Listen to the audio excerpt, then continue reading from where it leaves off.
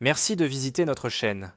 Pour une meilleure compréhension et pour tirer le meilleur parti de nos vidéos, nous vous suggérons de regarder cette playlist Le Grand Conflit pour votre âme, du plus ancien au plus récent. De nouvelles vidéos sont ajoutées chaque semaine à la playlist et sont numérotées pour que vous sachiez dans quelle partie de la playlist vous vous trouvez. Vous pouvez également rechercher votre langue ou une langue que vous comprenez dans nos playlists pour mieux vous servir. Veuillez vous abonner, aimer, commenter et partager ces vidéos avec d'autres. Que vous trouviez cette chaîne une bénédiction. Que Dieu vous bénisse. Comprendre comment la santé physique fonctionne nous aide à comprendre la santé spirituelle.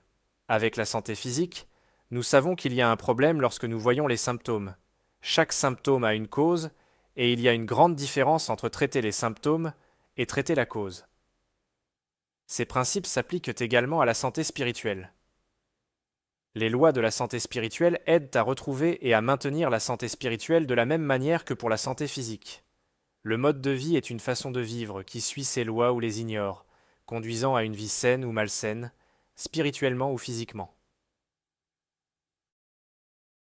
Fonction saine pour l'âme. Lorsque le corps fonctionne comme il se doit, nous disons qu'il est en bonne santé. Qu'est-ce alors qu'une bonne santé pour l'âme? Qu'est-ce qu'une âme qui fonctionne comme elle devrait, ou qui est en bonne santé? Dans Matthieu 22, versets 37 à 40, il est écrit 37. Jésus répondit: Tu aimeras le Seigneur ton Dieu de tout ton cœur, de toute ton âme et de toute ta pensée. 38. C'est là le premier et le plus grand commandement. 39. Et voici le second, qui lui est semblable. Tu aimeras ton prochain comme toi-même. 40. Toute la loi et les prophètes dépendent de ces deux commandements. Aimer Dieu de tout notre cœur, de toute notre âme et de toute notre pensée, et aimer notre prochain comme nous-mêmes, c'est lorsque l'âme est en bonne santé. Les 10 commandements sont résumés par ces deux commandements. Les 4 premiers concernant l'amour pour Dieu, et les 6 derniers, l'amour pour l'homme, le prochain, comme dans Exode 20, versets 3 à 17. Les 4 premiers concernent l'amour pour Dieu. 3. Tu ne dois adorer aucun autre Dieu que moi. 4. Tu ne dois faire aucune idole. Ne fabrique aucune statue, ni aucune image de quoi que ce soit dans le ciel, sur la terre ou dans l'eau. 5. Tu ne dois adorer ni servir aucune idole, car moi, le Seigneur, je suis ton Dieu. Je déteste que mon peuple adore d'autres dieux. Ceux qui me pêchent deviennent mes ennemis, et je les punirai. Je punirai aussi leurs enfants, leurs petits-enfants, et même leurs arrière-petits-enfants. 6. Mais je serai très bon envers ceux qui m'aiment et qui obéissent à mes commandements. Je serai bon envers leur famille pendant des milliers de générations. 7. Tu ne dois pas utiliser le nom du Seigneur ton Dieu en vain. Si tu le fais, le Seigneur ne te laissera pas impuni. 8. Souviens-toi de garder le sabbat comme un jour spécial. 9. Tu peux travailler 6 jours par semaine pour faire ton travail. 10. Mais le 7e jour est un jour de repos en l'honneur du Seigneur ton Dieu. Donc, ce jour-là, personne ne doit travailler, ni toi, ni tes fils et filles, ni tes esclaves, hommes et femmes. Même tes animaux et les étrangers qui vivent dans tes villes ne doivent pas travailler. 11. Car le Seigneur a travaillé 6 jours et a créé le ciel, la terre, la mer et tout ce qu'ils contiennent. Et le 7e jour, il s'est reposé. Ainsi le Seigneur a béni le sabbat, le jour de repos. Il en a fait un jour très spécial. Les 6 derniers commandements. Aimez les autres comme vous vous aimez vous-même. 12. Tu honoreras ton père et ta mère, afin que tes jours soient prolongés dans le pays que l'Éternel, ton Dieu, te donne. 13. Tu ne tueras point. 14. Tu ne commettras point d'adultère. 15.